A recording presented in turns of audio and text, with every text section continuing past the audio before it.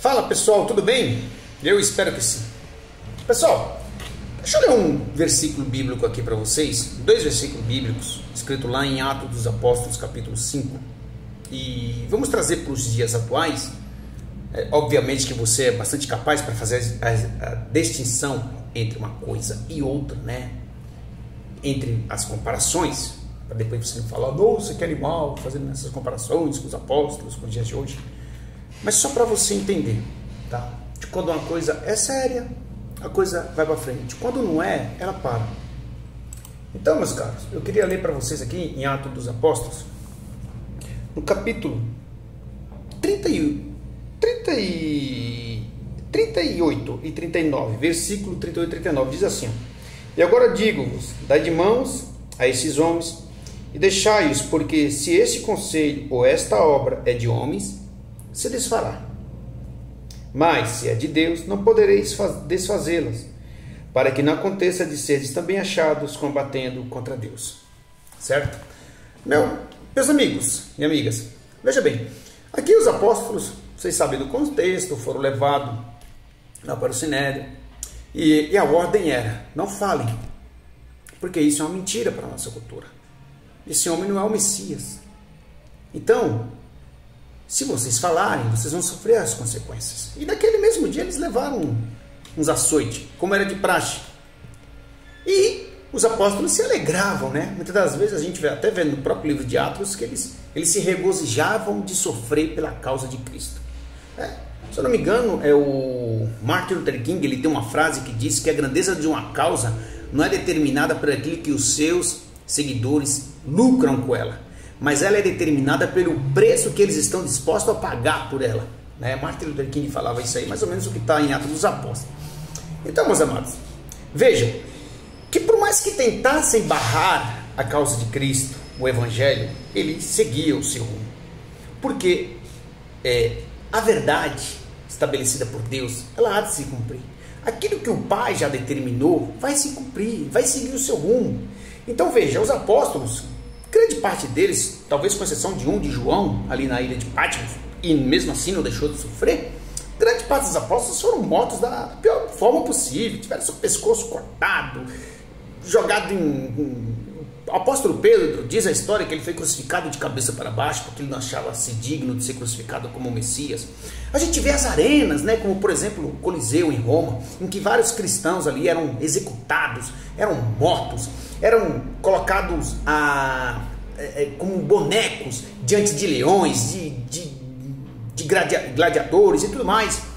E nem por isso o evangelho deixou de crescer, porque ele cresce, porque a verdade ela transcende todas as coisas. É como a luz, como a luz, certo? Então assim, a luz transcende a escuridão. A luz, ela é mais forte que a escuridão. Então, veja bem, hoje nós estamos vivendo uma fase em que alguns grupos querem impor às pessoas a sua verdade. Mas para elas impor a verdade delas, elas estão agindo de forma não tão republicanas. Então, se fulano está falando isso, manda a Polícia Federal na casa dele, para ver se cala a boca dele. Se ciclano está falando isso, né, prenda ele. Então, no Brasil, como você sabe, já temos deputado preso porque fala, temos presidente de partido preso, temos jornalista preso. Tudo em nome da democracia. Se você entrar hoje no perfil do STF, ele está lá falando para você o que é verdade, o que é fake news. Então são os famosos detentores da verdade. Então eles querem impor a verdade, como na época dos apóstolos, queriam se impor a verdade, suprimindo aquilo que os apóstolos queriam falar. Mas veja bem, o Sinédrio daquela época é o STF de hoje. Queriam fazer com que os apóstolos parassem de falar aquilo a qual eles acreditavam. Hoje em dia o STF está mandando prender as pessoas em um país que se diz livre, né? Para as pessoas falarem o que bem pensam, né?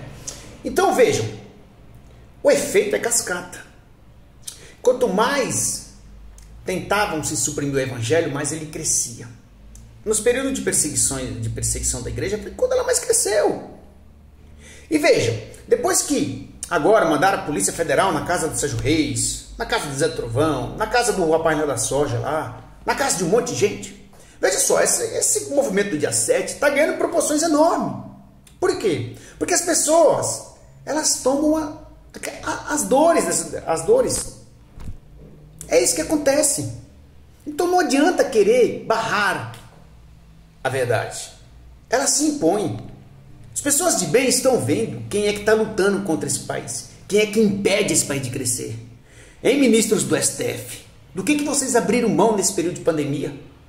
Fala. A minha renda, ministros do STF, ela caiu em no mínimo 70%, 80% nesse período de pandemia. Eu tive a minha parcela de sacrifício. Eu tive. E vocês tiveram? E vocês tiveram? Do que vocês abriram mão? Vocês acham que uma verdade dessa, ela se oculta? Não se oculta. As pessoas estão vendo quem luta contra esse país e quem não querem deixar esse país desenvolver. As pessoas estão vendo. Então, meu amado, dia 7 tome as ruas. Vá para a rua, você que é de São Paulo, vai para a Avenida Paulista. Que pode ir para São Paulo, vai para a Avenida Paulista. Que pode ir para Brasília acampar, vai para Brasília acampar. Vá. Sabe por quê? Lá atrás no Sinédrio, eles tinham medo da verdade. E eles batiam, eles prendiam, eles mandavam matar e tudo mais. Né? Fizeram com Jesus. Né? Usaram Judas, pagaram para crucificar. Nos dias de hoje, estão prendendo. Estou falando prendendo, tá? Nos dias de hoje estão prendendo, certo? Para que as pessoas não falem o que pensam.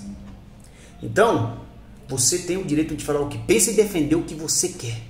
Você tem o direito de defender monarquia, democracia, militarismo. Você tem o direito de defender o que você quiser. Você não está no país livre? Então saia no dia 7. Deus abençoe vocês.